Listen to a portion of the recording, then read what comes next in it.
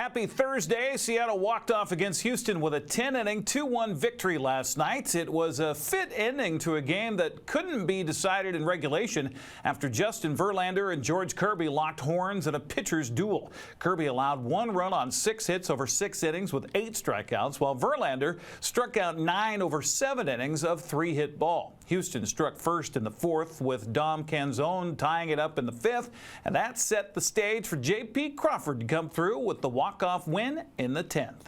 Bust him in, but it looks like he's going back out there again. It's got to be spin. A little looper into center, coming on Rodriguez. He won't have a play. Astros on the board, 1-0. Jake Myers with an RBI single as Alvarez scores and Bregman moves to third. It's a high drive. Deep right center field. Ladies and gentlemen, we got a tie ball game. Dominic Canzone with the chef's kiss.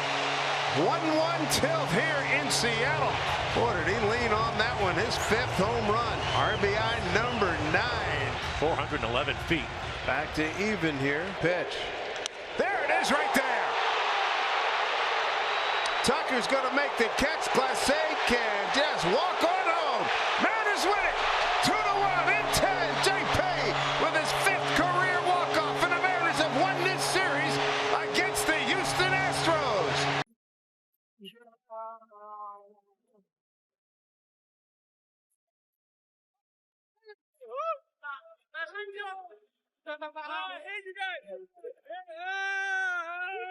No, I don't believe a word that you are saying right now. You love everything about this moment. JP, you know you only needed a hit. You were thinking home run on that one, weren't you? Yeah, I was just trying to get something in the air, get a sac fly, just get anything to get the runner in. You had seen so many pitches as your teammates are walking. First of all, how did that benefit you?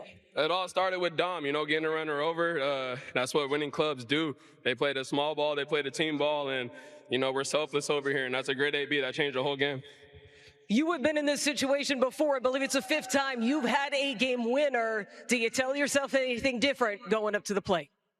Yeah, I'm telling you, let's get this game over with. Let's get the job done. It seems simple enough. With the way that Justin Verlander was pitching early in this one, how much did it feel like you're just trying to outlast him? Yeah, he's a great pitcher. There's no doubt about that. And, we just had to be aggressive against him, but he had his stuff going tonight. For George Kirby, 50 pitches out of the zone. How was he keeping guys off balance?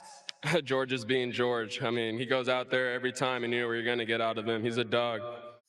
Lastly, how much pride does this club take in the tenacity to stick with it and win games like this?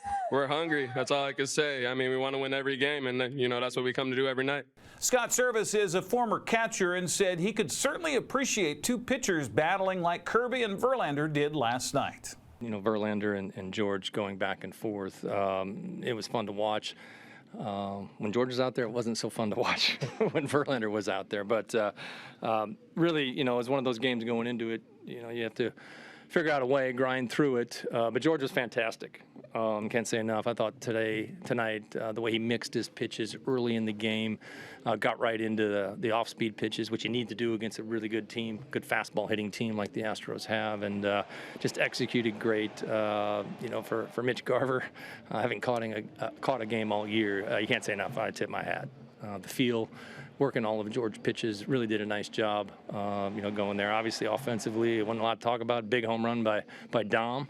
We got to figure out a way how we're going to score a run, after they put one up there against George. But I thought just George working through the 6th inning, 1st and 3rd, 1 out. He gets a punch out and eventually gets out of the inning right at the end of his game.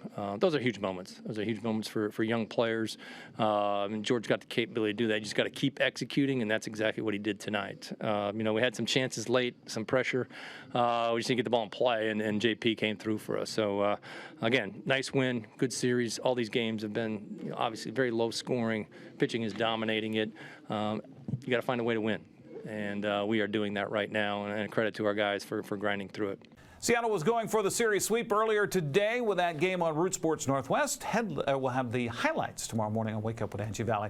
Texas was able to keep pace with Seattle in the American League West with a 5-1 win over Arizona last night. Tampa Bay topped Oakland 4-3 to push the A's 8 games back of the Mariners. Yankees beat the Angels 2-1 to keep Los Angeles 9 games out of first place.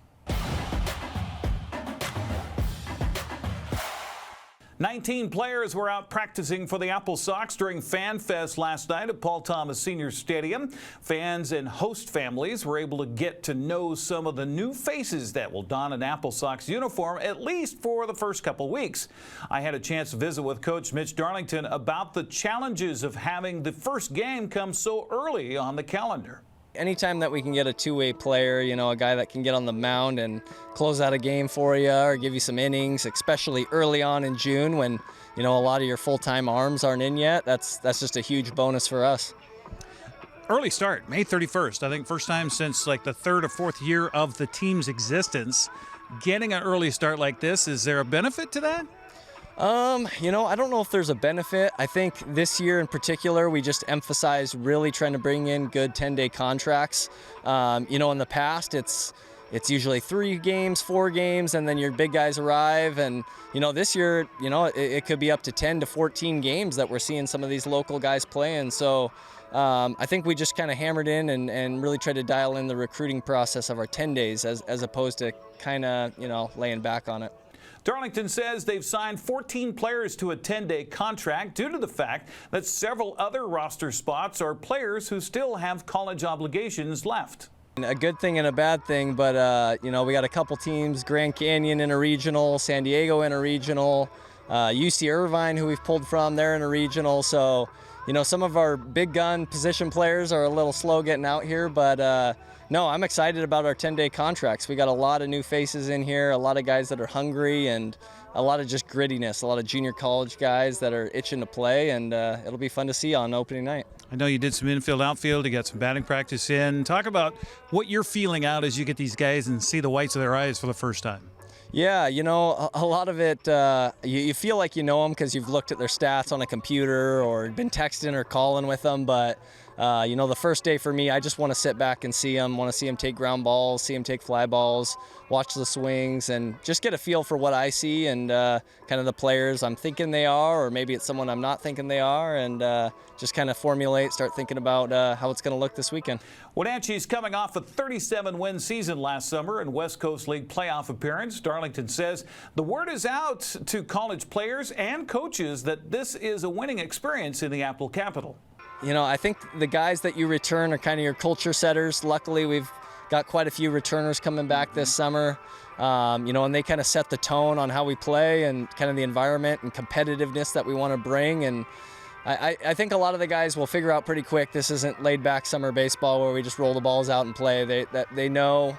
And honestly, the coaches that we're recruiting from and pulling from are starting to learn and know just, hey, we take it serious, we're here to win, and they send the right type of guys to us now.